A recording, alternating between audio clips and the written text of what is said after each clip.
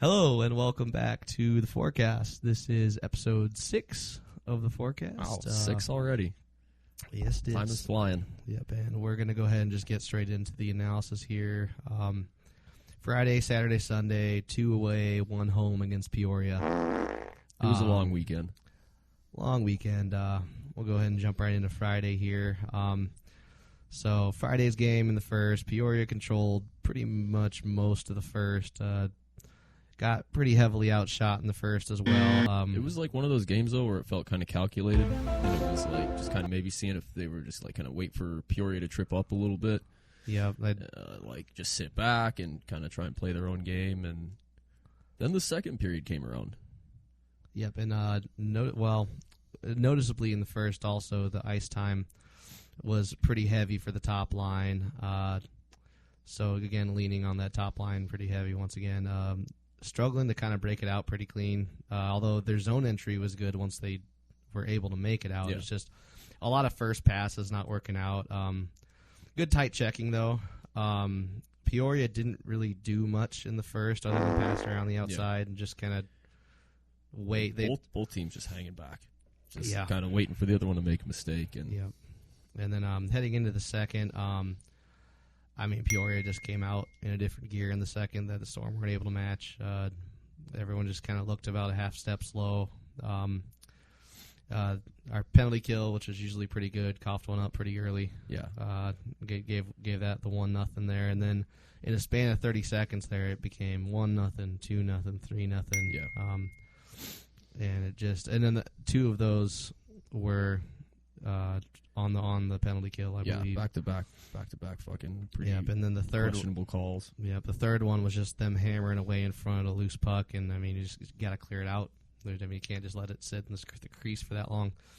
But after that, those 3 happened in that span of 30 seconds. It was really hard to kind of dig out of that one. So everyone again just kind of slowed up because they looked a bit defeated. Honestly.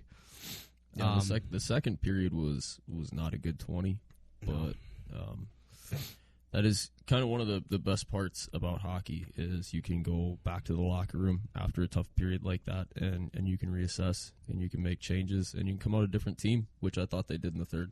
Yep, so the second ended out, they got another couple, Brent got pulled, Ronnie got put in.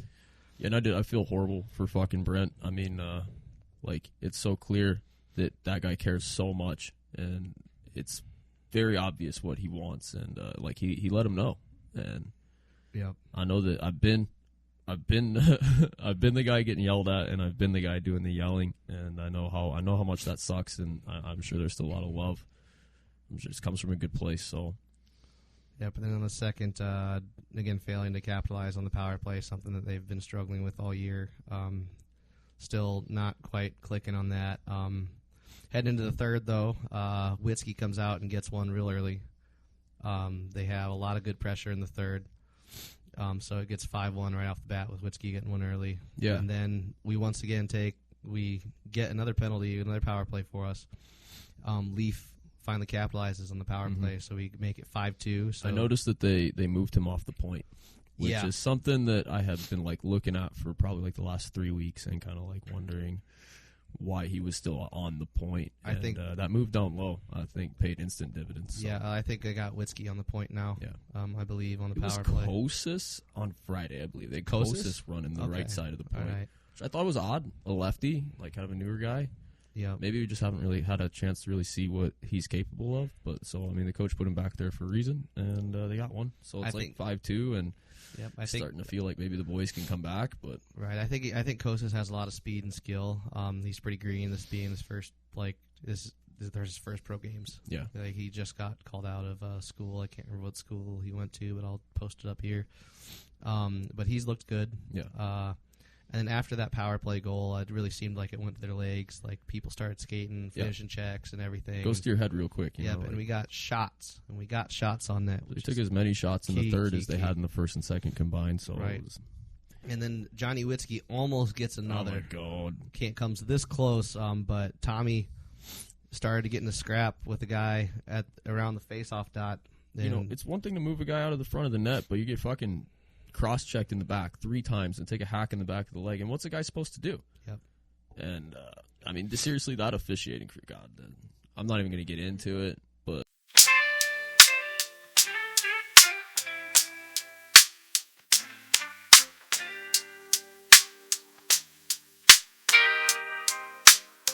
Like I said, come so close to getting the second. He had completely beat his guy. I was on the breakaway. Oh, he was going to go beauty backhand upstairs. Oh yeah, and he's got good hands, so he would have buried that. Yeah. But so that kind of took a little wind out of the sails. Peoria gets some pushback, buries another to make it 6-2. It's a heartbreaker. But like I said, Kostis buries his first pro goal. Yeah, that's pretty in cool. Nice form too. Yeah, making it 6-3. Again, just trying to grind it out, but they pulled the goalie, and they pretty much immediately got the empty net to make it 7-3 to end it out. Fast.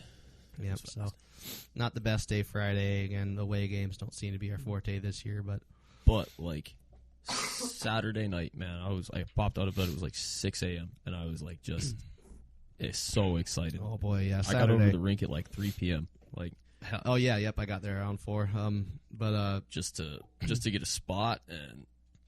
Well, yeah, because parking. I luckily you got there so early because grabbed dinner at like 4 too, and it was crazy because there like really wasn't a lot of people in the area, and I think it was like about 4:45. We were gonna go somewhere else to try and grab a drink, and it was like, whoa, this reminds me of the '90s. Like, really, kind of, it's kind of that same stuff that's been going on all year. We'll have one night just awful, and then the next night we'll come back and just have the stellar game. I mean, I don't think they had any choice but to just show up. I mean, 81. Yeah, so 81. So 8,181 people showing up for Union $1 Beer Night, which awesome. Is incredible.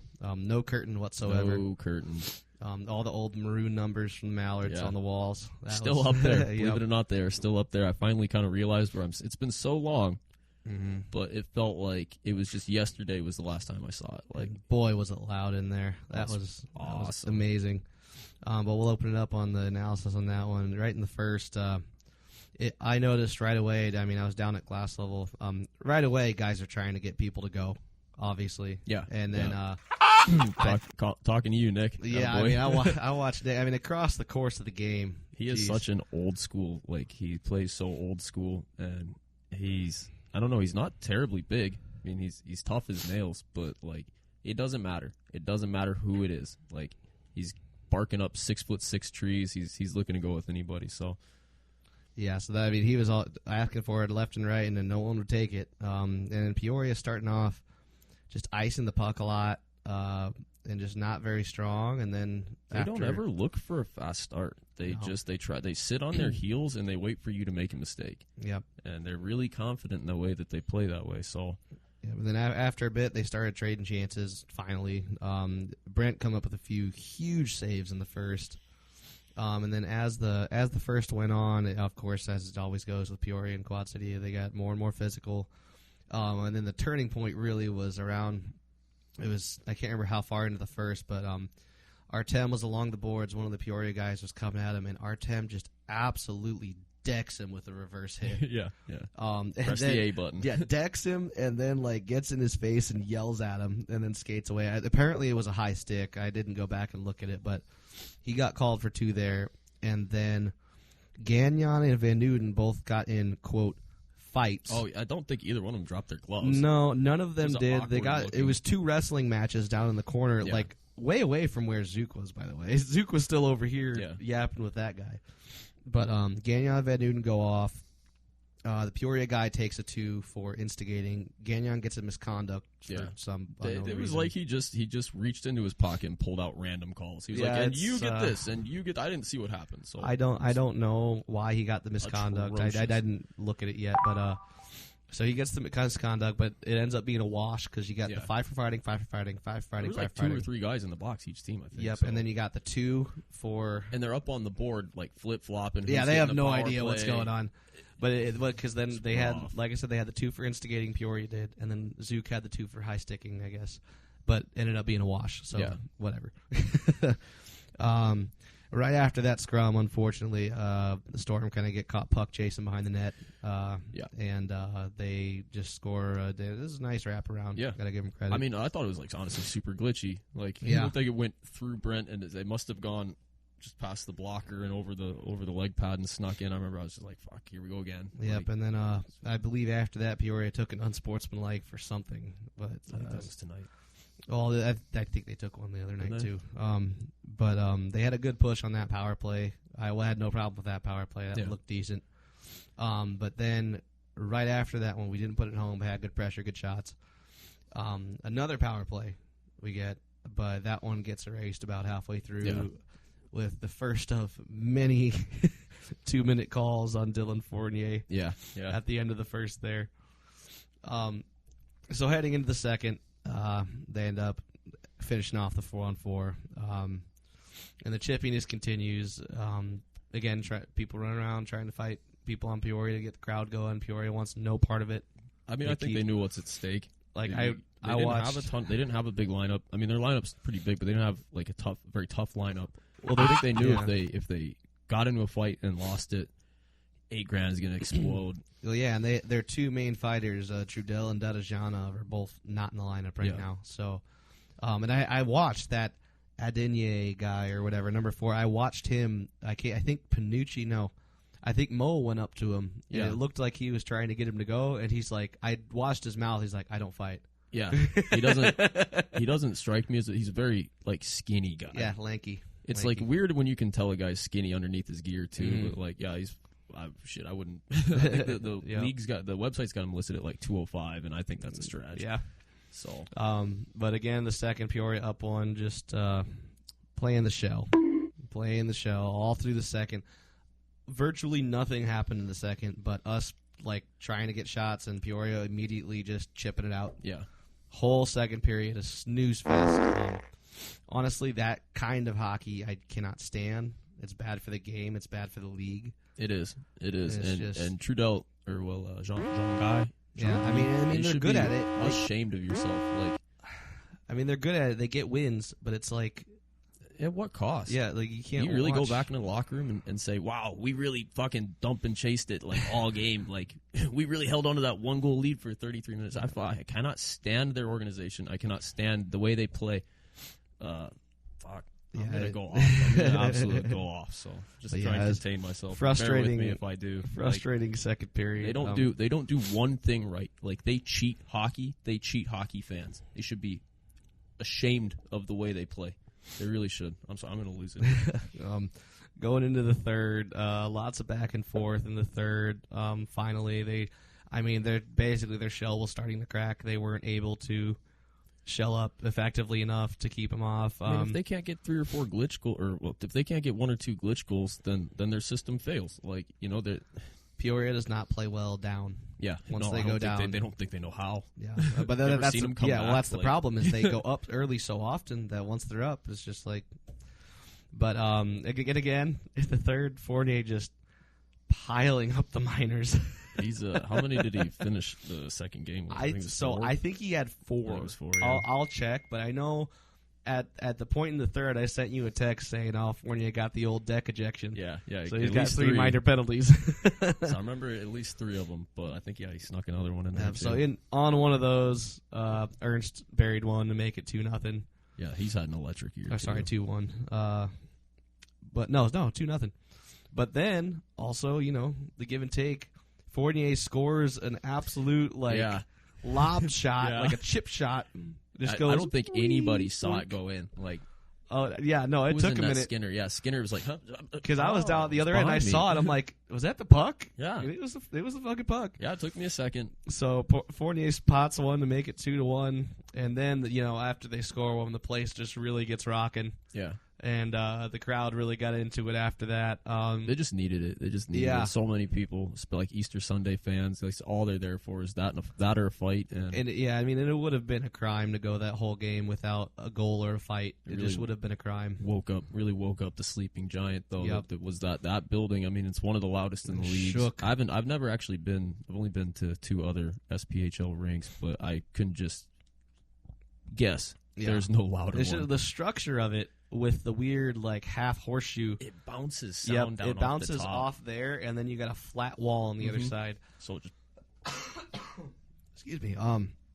But yeah. So after that one, things started to take a shift. And later on, you got our boy Panucci down there in the corner. Oh, my God, the Don. Just smokes a guy, mashes into him, and then turns around, goes up ice, and pots one backhand. Gets a little, like, the puck, I think, chips over the Peoria defenseman's stick, and he picks it up, and Don backhands it in. To tie it up. And that was huge. The place lost it. And then, again, good pressure, finally cracking their shell. They're not able to control the puck as much. And you can tell when they start to sweat. You can tell that that's not like what they spend a lot of time very practicing. Uncomfortable. Yeah, very uncomfortable when they can't shell up effectively. And then their roster is just in upheaval with all the injuries and call-ups they're taking. I mean, suspension. Yeah. So, like, you can tell it was a lot of new guys getting together, and the system is only as good. You know, the chain is only as strong as its weakest link. And So, I mean, we come in, get a good shot, and then Mo comes through with a quick release right off the rebound. No dusting off, no getting into position, just fucking ripping one. Yeah. And beats him to get the 3-2 goal. And I figured at that point that it was going to take. It was going to take everything they had to come back. I figured it was pretty much over. Yeah, and I mean, they just grounded out in the third, too. Tight checking, didn't let them have it for very long. I mean, just a great come-from-behind win in front of almost 8,200 people. Huge for the franchise and for hockey in the Quad Cities. It's a stepping stone, you know. You just string stringing. You know, people talk all about how, like, the players' output, like, you know, fans, you have a responsibility too, and you have to show up. You know, I mean, sometimes Friday night games can be hard for me, but, like, there's not a Saturday night. You know, there's 52 Saturday nights a year that I'll make it to that game. I promise you that. So it's our responsibility to show up in droves like that, and I'm proud of the organization and the fan base for showing up. Yeah, I think we did our job. That was really really the cool. one thing we can do. Yeah. That was really really cool to watch. Yeah. So we'll follow it into Sunday in the game that just happened this evening. We're recording this Sunday night, so it's just fresh off watching that. So going into it in the first, Peoria has pressure early, and then there's an offensive zone draw. And why start Solomon Kangas? That was interesting. You got a guy like Brent. He had a half a night off. Yeah, I mean, maybe just to... I thought that was so questionable. Yeah, I'm not sure. Like, I mean, it's like, I don't have anything against the guy. He can get in the way of pucks as well as anybody else, but, I mean, you're just, like, essentially saying, like, hey. Yeah, I don't know. I'm not sure, but Peoria off the draw, like they do so often, scores one off the draw. I don't know how many times I've seen Peoria score off the draw on us, but it seems like they've got a handful of set plays off the draw that we kind of need to start figuring out how to stop. Their top line is just there's just that. Yeah. And then, I mean, after they go up 1-0, the whistle comes out to play, and it does not go away. So, I mean, we're on the PK. PK fails to keep him out, so it's 2-0. We get a power play because, I mean, the whistle is just going off all game, both sides. Dude, it was... and for as many calls as there were all game, it was terrible calls, and then they missed the good ones. They missed the good penalties, call all the bad ones, both ways.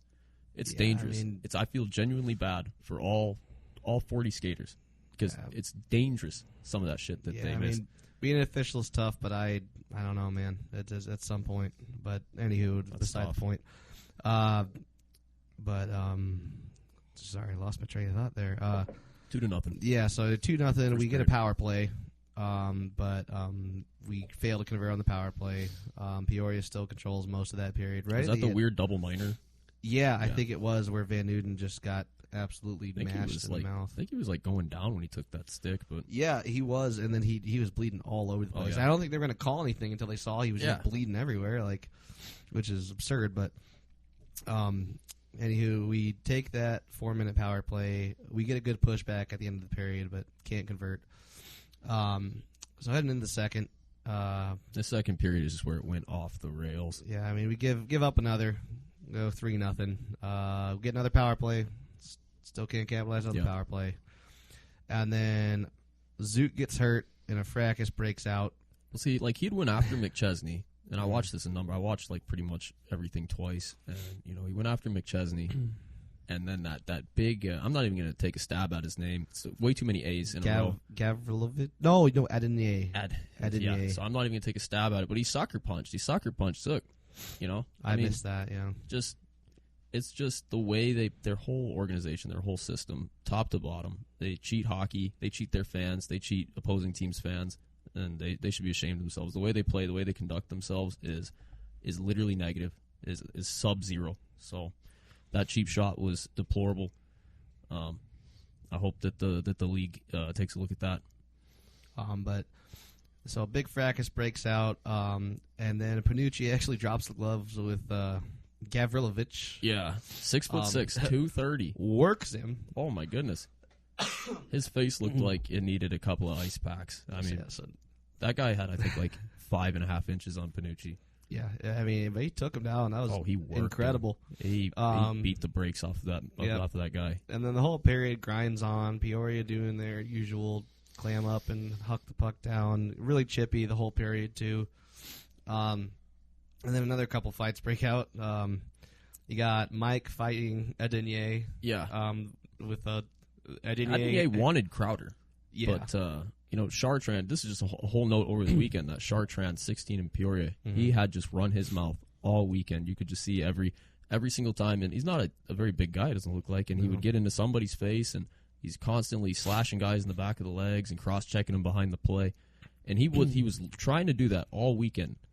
And so Crowder was trying to go with him, and Adana, number 4 on Peoria, was like, he took his gloves off. Like, you can tell the guy doesn't fight. He, like, takes his gloves off and sets him down, and he was like, we should fight. And I don't know what happened, but Mo stepped in. Yeah, and then Mo comes up to him. Adenier might land, like, one on Mo's helmet. Yeah, glanced off the top, and then they fell down. Throws another and just wildly flips fell over himself. And, yeah, that was it for that. But then that Chartrand, he got... Yeah. Crowder get so Crowder I did say that Crowder was going to get into a fight, and I mean he bloodied him up. He looked like a pope. Yeah, Chartrand absolutely. Chartrand got what he asked for all weekend. Sorry, Carter actually works Chartrand. So if there's one upside to that little situation there, it's that Crowder kid. Wow. Do not get on his bad side. He's the kind of guy you like having on your team. Right. Sorry guys, you'll have to bear with me. I got a little bit of a cough, so I'll be coughing a little bit. But heading into the third, still not looking great. I mean, the fights are great to see. It looked good to see some emotion out of the boys. But cough up another one, 4-0. And then finally, on a power play, which is great too. Van Uden buries one for Stochevsky, just being right out front.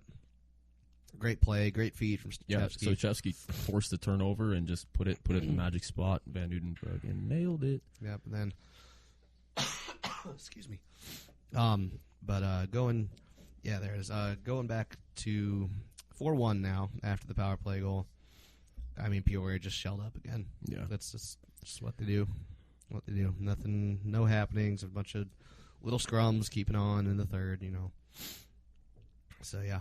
And then an empty netter to close out. Yeah, so. and then classless Peoria Zach Wilkie hoists Leafs stick after they score to what is it? It's blowout. It's bad. You're at home. Like, where do they get off, man? You hoist a guy's stick. You've already done everything. You don't need to do that. You don't need to do that. Yeah. There's kids there that are gonna watch, and you want to be classless. That's fine. But just be, classless. That's above and beyond classless. Ugh. Yeah. Gross. Well, so yeah, like I said earlier, the weekend, definitely a lot of highs, a lot of lows. Oh, and don't forget that they kicked their third goal in. Oh, yeah. The kick in. Football Club Peoria. Yep. Striker Bear kicked it in. And then they didn't even give it to Bear because they didn't want to admit that he kicked it in. Give it to a guy who's 40 feet, guy who's standing outside the blue line, scores the goal. But yeah, so not a lot of up and down over the weekend because Saturday was incredible, but Friday and Sunday not the greatest. But that we'll follow it up now after the analysis with the Player of the Week. For me, player of the week is our boy Nick Panucci, the Don. Yeah, He had the tying goal on Saturday. A beautiful goal. Big fight on Sunday. 8,200 people out of his seat with one shot. That takes a lot of talent. Definitely had a part in a few of the bright spots over the weekend. And for you? Well, it's hard not to go with Nick, especially because he's just on the show. But right. I'm going to look towards the future here, and I really liked what I saw out of Johnny Witzke. Yeah. And he's like, every game he does something that makes me go like, wow. Every game he does that. He almost had two there that one night. He might be an elite defenseman in this league. So, definitely. I like what I saw out of Johnny this weekend. A great rookie year for him going so far. I think he's going places. Right. We'll follow that with the play of the week. For me, I had Mo's game-winning goal in the second game. Just so clutch to win that game in front of all those people. It's just a beautiful play, just quick release. Yeah. No dusting the puck off, just to the net with it. That's one thing I think that the team can benefit from as a whole is just go to the net with the puck, shoot the puck on net, just get the puck off your stick and at the net. Yeah, because name recognition too. Guy who's been here, guy who's put in the work a couple of years now, and he's involved in the community, and it's just so good to see him get that goal, and it's so good feeling to get that win in that game. So absolutely, I agree. That's a great call. Yeah, but then because like I said with the shots, we had 15 shots on Sunday. Yeah, which we gotta get more shots. No, gotta get more shots on that. So just seeing a good shot off the rebound, no trying to mess around with it, no trying to make an extra pass is just really good to see. There are very few opportunities you're going to win a game where you get 15 shots. Right. And of course, you can attribute a lot of that to just how tight and staunch Peoria's defense is, but there are more opportunities for shots there, and I think boys are looking at a lot of passing. Yep. Maybe a shot just here. I don't know. Like I said, Peoria gets in the way of it. They attempted, almost 40 shots, but only 15 made it through. So right. Well, I think part of it is the break-in scheme. I believe they're running is a lot of passes right over the blue line. Yeah, like trying to get in across the line. Yeah, it works. It works to get in the zone. When it works, it's super successful. It works to get in the zone, but once you're in the zone, you gotta. When it doesn't, it leaves all of your forward momentum going this way and the puck going back that way. So it's, I don't know. I would never want to coach at that level. So don't ever take me as somebody who's like trying to say I know better. But I can just recognize a problem when I see it. So. So we'll follow that up with the standings check-in. Even after that loss, we still are in 8th place, so we are in the last playoff spot. We're only 1 point ahead of Macon, though, and they've played one less game than us, so they're hot on our heels. Yeah. We are also tied with the Bulls for 7th, but the Bulls have played 2 less games, so that 7, 8, 9 is a real tight pack. I've been talking about it for weeks. It's going to be so tight. 7, 8, 9 is a real tight pack. So we definitely want to capitalize on these upcoming games here, but we'll go ahead and look at the changes for the roster this week. Yeah. So we added Austin Pickford. I like this game. A defenseman, definitely kind of a stay-at-home guy. Huge dude. He came from the HC Venom. Did he? Wow! He finally found a place in the home rink. I want to ask him about that because I can't imagine what that must be like. That's got to be brutal. That's got to be not quite what you expected. So for those of you who don't know, the HC Venom is a team in the Fed. They were originally in Louisiana. Hudson Valley, I feel like? Or is I that just a different didn't know team? What state. It's like Louisiana, I think. I got no idea. But anywho, they don't have a home rink now because their ownership decided to not finish a rink deal. At least. So Hudson Valley Venom of the FP does not have a home rink, and they just stopped paying their lease from what I read. So they're playing like home games in prospective cities around. But so good for him to get out of there. Yeah. Oh my goodness, that's got to be a terrible feeling. All right. But going on to the IR, we still Dom Dumas, Cole Golka, Nick Levesque. And then new to the IR this time around, Huddy, who got put on the 14-day IR. I think it just might be just kind of a roster management move at this point. I hope everything's all right. But yeah, so we'll follow it up with our call-ups that are still out. Our boy, as always, Slim Smirnov. I haven't looked. Yeah, I haven't checked in to see how he's doing. I heard he got another assist the other day, so good on him. I did think there was a really interesting call-up on Saturday. Yeah, well, we'll get to that. I got it down here. We got Hendy, who is still Tahoe. He scored his first ECHL Yeah, goal. I imagine he's probably not coming back. Yeah, I that dude was nasty. I feel like Hendy might stay with Tahoe just because I don't know. He's already putting points up. Yeah. And he's only been up there a few games. And from the defenseman position, that's saying a lot. Yeah. And then, like you were saying, Reed Perpeluk takes a call up to Allen. Yeah, to face down south, the Lone Star State. Yep, to face Kansas City over the weekend, I believe, is where he met them at. I wonder. I didn't catch any of those. I wonder if him and Ryan Devine had any dust ups. Well, Devine, I don't think, is in the league now. No? I thought he was still with Kansas City. No, so Kansas City actually. Oh, I can't recall. Jay's gonna kill me for not knowing who yeah, Kansas I don't City's follow fighter the is. coast like at all. So, But so normally I believe. Oh, jeez. See, Jay's gonna kill me for not knowing the fighters. Amesbury is on one of these teams. I believe it's Kansas City. Amesbury was out though. So I don't remember where Diamond Hands was. Yeah, I don't follow that league like at all. no. Perpeluk takes the call up to Allen. Plays the first game in Kansas City. I believe Allen lost that game 2-1. I checked. So I think that's that. So we'll see. We'll see how long Reed stays up there. Good for him, I guess. But on team suspension still, always Jan Salak. Woohoo! I don't know if you caught the last one. I made it spin. Yeah.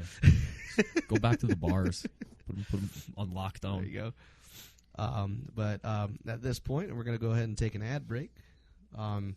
This podcast is brought to you by Live Well Chiropractic and Wellness. They're located over in Bettendorf.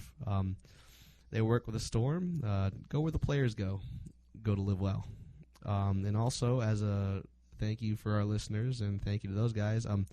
Anytime you go into Live Well and make an appointment and use the discount code FORECAST or say that we sent you, you'll get a free Storm Any Game voucher for any of the remaining home games in the year. That's a great deal. So go ahead and go make an appointment with those guys. You get your body better and you get to enjoy a hockey game. Well, there you go. And then this podcast is also brought to you by Fourdyce Fence Deck and Renovation. Saw Johnny on Saturday night. Yeah, go ahead and go see our buddy Johnny Fourdyce for any of your needs in there. He does quality work, really great. Quality work, quality guy. So big thank you to those guys for supporting the forecast. At Live Well Chiropractic and Wellness, their staff specializes in more than just chiropractic care. Their services include acupuncture, cold laser, dry needling, infrared light therapy, massage therapy, cupping, ultrasound, and sports physicals. Just like they keep your Quad City Storm on the ice, they have what you need to keep performing, whether it be in the field, at work, or at play. From infants to adults, their skilled practitioners are there to take care of your whole family. Go Storm! Go ahead and follow that now with our upcoming preview for the games that are this week. Yeah. Really looking forward to it. Yeah, we got 2 away games at Evansville, which playing in the Ford Center, great rink. Yep, a high caliber rink over there. Evansville is coming off winning 3 straight against Pensacola, which is not saying much, but you build momentum where you build momentum. It's true, but here's the thing: all 3 of those, they only won 1 in regulation. One was won in shootout, and the other was in overtime. So definitely a bit of a neck and neck weekend. Evansville for has them. been putting together the back 9. They've had a pretty good back 9, and it's a hot team right now. So in net for Evansville, there's going to be the usual Cole Cece in net. He's got a 3.15 GAA and a 905 save percentage, so pretty average. Yeah, average he's numbers. facing a lot of shots, it sounds like. Oh, yeah. And then also their backup now is Daniel Davidson, who I have never heard of. Yeah. He's played 1 game with the Marksmen this year. That sounds like a fictitious guy. They're like, just write a name down. It's the randomly generated guy in the free agency. In Shell. He's got no player picture. But he played 1 game with the Marksmen, and he had a 4.13 GAA and a .882 save percentage, so not hot. Sounds like he let in about 4 goals on 33 shots, if my math is right there. Yeah. So maybe if we can get him to somehow play a game this weekend, that might be advantageous. We got Curtin leading Evansville in scoring with 32 points in 34 games. Harrogate finally dropping off after not having played for like a month. He's like over there learning German, and he's like, well, fuck, maybe I should go back. I gotta go fucking take the points league. Guys will be back. And now leading the team in goals is Logan Van der Miraker. Van der Miraker. Longest name I've ever seen. I'm not sure if it's more characters than Bartuccio Pereira. But it's all, and I think there's some spaces in there. Yeah. I think there's a couple of, it's like Van der. There's some uppercase, lowercase business going on. Yeah, I don't know. You can get lost in that name. Yeah, but so looking to definitely take a few from these guys. Got it to be sweet. They've had the number all year. It's time to turn that around. Yeah, because collectively right now, over the course of the year, we are 2-6 against Evansville. I know, and which, believe it or not, is a worse record than we have against Peoria. Yeah, which blows my mind. They just had the number for whatever reason. Yeah, and then another bad note here is we've also lost 9 straight road games. So, we gotta figure out a way to win not at home. I mean, playing on the road is so difficult, and I think if you just look around the league, you'll find that that's not as crazy as a stat as it sounds like. Right. With the travel, especially, I do feel bad that there's such a disparity between not disparity, but there's such a good distance between the North and the South teams. Making some of those bus trips, I mean, it saps you. It makes it hard to go out and play. So. I know that with the expansion that the Fed has had and all their big messes of teams. I haven't followed a lick of it, though. Honestly, no idea. It's more than I can keep track of at this point. But they're going to have 26 teams next year. Yeah. But I think I would like I said, I don't want to overexpand and have shit go south for teams. But something in the middle would be sweet. Well, not even that. I feel like I'm almost adding 2 or 3 teams up north. And just having conferences or divisions. I don't know what the markets are like, but Missouri and Kentucky, or Missouri and Ohio, or Kentucky and Ohio would be great. Just some stepping stones for teams to get to places. Yeah, and then that would make it so that like I was saying earlier, you could have divisions or conferences, which would be nice because. Yep, and then you could have an actual kind of structured north versus south. Yep, instead of having Peoria wallop on the bottom teams. Yeah, whoever's going to slip down there and last, or 8th. But yeah, and then we get the short of the stick having to play Peoria, who's won back-to-back cups. And the league is just not financially set up to. I mean, it's disadvantageous when you have to go and maybe potentially only play 2 road games in the playoffs. And if you don't win, then you don't win. You don't get to come home. That's bad for owners. That's bad for fans. But I love the league. It's a great league, so I'm not trying to. No, yeah, but it's just that might be nice just to give some parity there with the distance that you have to travel for the northern teams. But we'll go ahead and follow up that whole spinoff with the Nostradamus numbers. No. I'm tired of playing this game with you. So I don't want to play anymore. I don't want to play anymore. You're gonna take his ball and go home? I'm gonna take my ball. I'm gonna take my mic and I'm gonna go home. So over the last 3 games, I had 2 correct predictions of the 3, and AJ had 1. Boo! So nobody likes this guy. Hey, it's I thought they were gonna lose. And they did. I'm being realistic. Okay. Fuck reality. So I am currently in the lead now, 6-3, with AJ here. Damn. So we're gonna have to come up with some sort of I got a feeling I'm gonna get hot. It's possible. I mean, we need to come up with some sort of trophy that we win at the end of the season. I like that. Yeah, for the Nostradamus numbers. I'm gonna get a snow globe, just a little statue of Nostradamus, snow globe or something. I don't know. But again, we'll follow that up with our predictions for this coming weekend. Man, you know what? You go first. Yeah, I'm gonna get right into it. And Friday night is. Historically, or at least the season's not been great, but 3-1 Storm win, and then Saturday night it's probably going to be a little closer, and I think it's going to go to overtime on Saturday night. It's going to be 4-3 Storm win. Take that shit to the bank. I think. Jeez, I don't want to. I get double points if I get the scores right. Okay, I'll mark it down. I'll give you that boost here. But I also, if I'm wrong, I lose a point. So it's like you're gonna go negative by the end of the year. That's fine. So I think you need to have a bounce back in order to take Friday's game. Yeah, a big one. It's going to be the team is really going to have to dig deep to get off to a hot start. I don't know that we win Friday, but Saturday, I think the team will get tired of losing. Yeah. And I think maybe I'm sure they already are. Yeah, no, I mean obviously they are, but I mean, at some point, like, they're going to win one, and I think that's going to be Saturday. Calling a 500, eh? Yep. So I think we're going to get at least one. Yeah. I think well, they have to. Cautiously optimistic there. But we'll follow it up with the keys to the game.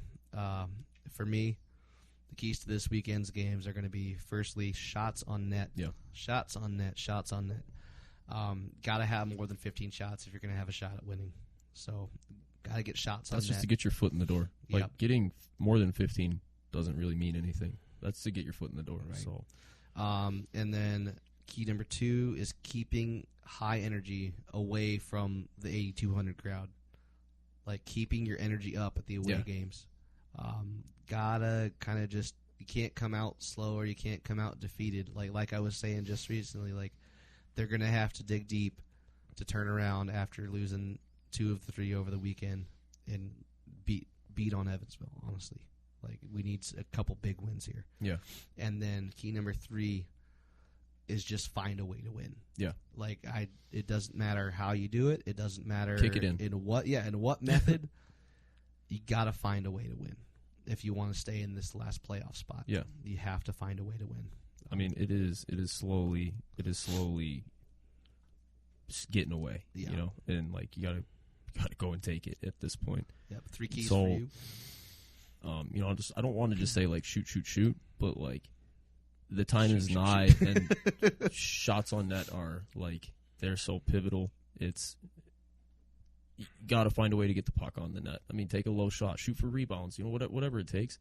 But my second key is so critical: is find your culture, establish your culture. We started out, I think 4-1.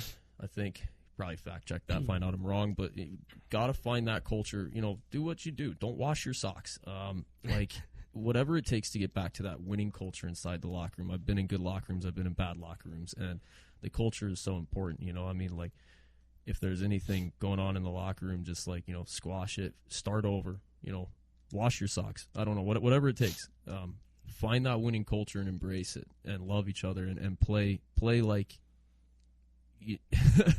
Play like there's 8,200 people watching you and on your side. Like, and then the third key is you're not going to out fucking fight Evansville. They're not going to get sucked into that. So you're going to have to play a clean game, and you're going to have to probably outskill them. So possession, passes, shots. Yeah, those are my big keys. Appreciate it. Yeah, and then we'll and I mean, just like I said, you gotta dig deep and find a way to take these 2. 2 games that Evansville had taken them would be huge. But we'll I mean, if Evansville wins both of them, they're gone. You know, that puts them at like almost 50 points. So yeah, I mean Evansville. Yeah, I mean because Evansville almost is. I think they have 43 now. So I mean they're approaching. I can't. I don't know if anyone's clinched yet. Have they? Clinched like Peoria. Yeah, Peoria and actually Peoria's in second right now, even with the wins. Who's in front of them? Huntsville. Huntsville probably. Yeah. Huntsville had a great weekend. I think maybe they're not statistically clinched, but I think that actually is more depending on the bottom than the top. Right. So we'll follow that up with the player to watch for the weekend. Yeah. For me, I mean, again, like you were saying, a little biased because he's coming on next weekend, but I saw a lot of good things from Witzke. Oh, man, yeah. I guess it would have been weird for me to do it twice. So. No, I saw a lot of good things from Witzke over the weekend. I think he gets a couple in Evansville. It's a safe bet. Yep, so that's my At least a player to couple of watch. points. I think he gets a couple. Hard not to watch him. He's like one of the biggest guys out there. He plays 60 minutes a game, night in and night out. Night in and night out. Brent Moran. When he keeps him out of the net, there's nobody that can beat him. So I'll be watching Brent to come out and steal a couple games. Yeah. All right. So like I said, we got Johnny Witzke coming on next week, so really excited for that. Really looking forward to it. We also want to thank Nick Panucci for coming on last week. The Dawn. That was a great Have a time. great weekend, bro. Yep, and we're gonna have more players as time goes, so stick with us, guys, and we'll have more good content for you. We're gonna go ahead and close the episode out here. Thanks for listening. Hey, have a good weekend. We'll see you.